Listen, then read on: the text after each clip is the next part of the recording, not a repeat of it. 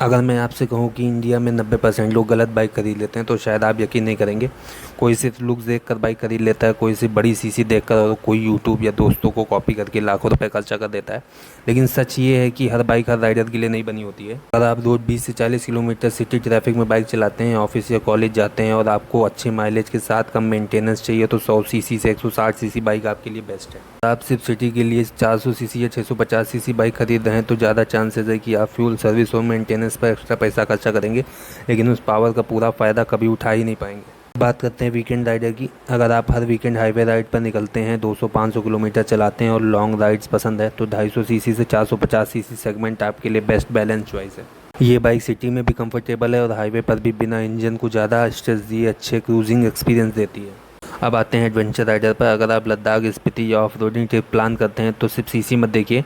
Ground clearance, long suspension, comfortable riding posture, luggage carry करने की capability, ये सब चीज़ें ज़्यादा इंपॉर्टेंट होती हैं। कई बार एक एडवेंचर बाइक स्पोर्ट्स बाइक से कहीं ज़्यादा प्रैक्टिकल चॉइस होती है। अब बात करते हैं उन लोगों की जो स्पीड के लिए बाइक खरीदना चाहते हैं। खुद से एक ये सवाल पूछिएगा, क्या आपकी सिटी की रोड ट्रैफिक और स्पीड लिमिट उस बाइक की पूरी पावर को यूज़ करने देती है? अगर जवाब नहीं है तो सिर्फ टॉप स्पीड के लिए बाइक लेना एक स्मार्ट डिसीजन नहीं है। पावर तभी यूज़फुल है जब आप उसे सेफली और प्रैक्टिकली यूज़ कर पाओ। सबसे इम्पॉर्टेंट बात, बजट। कभी कभी अपना पूरा बजट सिर्फ बाइक पे ख़रीदने में मत लगा दीजिए।